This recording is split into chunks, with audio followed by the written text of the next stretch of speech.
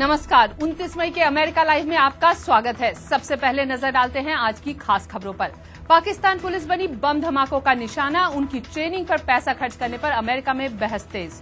मध्य पूर्व समस्या को सुलझाने की एक और पहल, राष्ट्रपति ओबामा और फिलिस्तीनी राष्ट्रपति महमूद अब्बास की मुलाकात और स्पेलिंग बी के माहौल का मजा। वॉशिंगटन डीसी से मैं हूं वॉइस ऑफ अमेरिका की विदुषी सिन्हा। अब खबरें विस्तार से। पाकिस्तान में हुए पिछले कुछ हमलों में कई पाकिस्तानी सुरक्षाकर्मी मारे गए हैं। अमेरिका का कहना है कि आतंकवादियों से निपटने के लिए पाकिस्तानी पुलिस को बेहतर हथियार और ट्रेनिंग मिलनी चाहिए। पाकिस्तान में हुए बम विस्फोटों में पुलिस अधिकारी भी मारे गए हैं। कहा यह भी जा रहा है कि अब अपने हमलों में आतंकवादी अप्रशिक्षित पुलिस को अपना निशाना बना रहे हैं।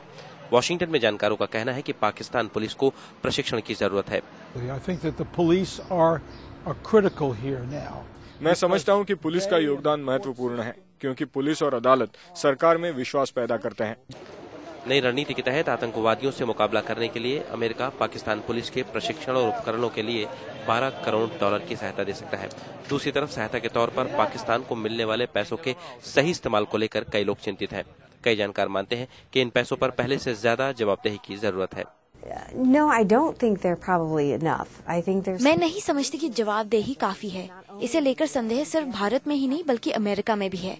इस सहायता से यह भी तय हो गया है कि पाकिस्तान आतंकवाद के खिलाफ जंग में कैसा साथ निभा सकता है।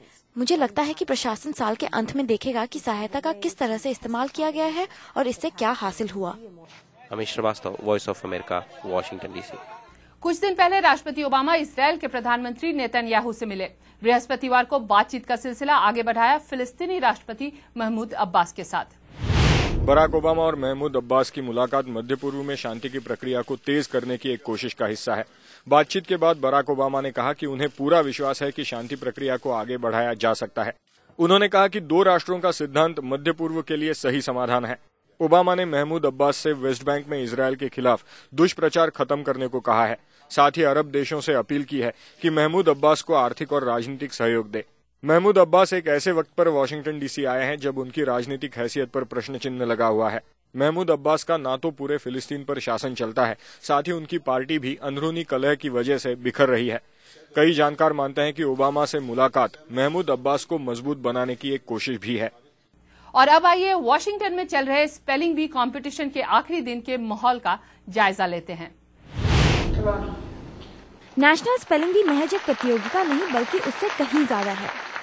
इसका अंदाजा लगाया जा सकता है प्रतियोगिता से जुड़ी हलचल को देखकर। अमेरिका भर और कुछ दूसरे देशों से बच्चे और उनके माता पिता जमा होते हैं चैंपियन का ताज पहनने के इरादे से। कंपटीशन में अच्छा प्रदर्शन करने के दबाव के साथ इन बच्चों को लाइट्स, कैमरा और ऑडियंस का सामना करना पड़ता है। दर्शकों के लिए स्पेलिंग भी रोमांचक मनोरंजन का रूप ले लेता है।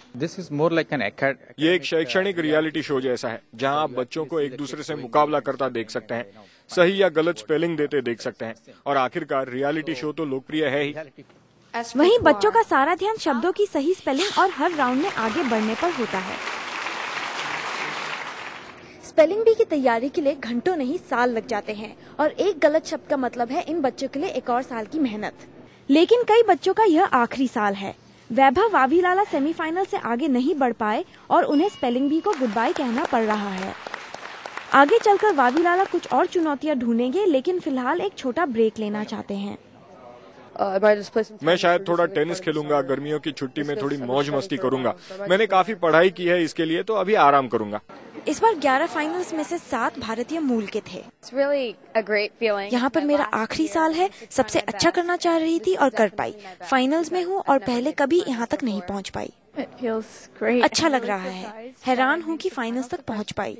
यह मेरा पहला साल है और सोचा नहीं था कि फाइनल्स तक पहुँच पाऊंगी। अमेरिका में स्पेलिंग बी पिछले कुछ सालों से खासा हाई प्रोफाइल होता जा रहा है और इसीलिए इस बार प्रतियोगिता के इतिहास में सबसे ज्यादा प्रतियोगी शामिल हुए। Sonali Sen, voice of America. इस रिपोर्ट को आप विस्तार से हमारी वेबसाइट www.voasamachaar.com पर भी देख सकते हैं। राष्ट्रपति ओबामा 4 जून को इजिप्ट की राजधानी कायरो से दुनिया भर के मुसलमानों को संबोधित करेंगे। अगले हफ्ते इस विषय पर अमेरिका लाइव में हमारी विशेष खबरें देखिए।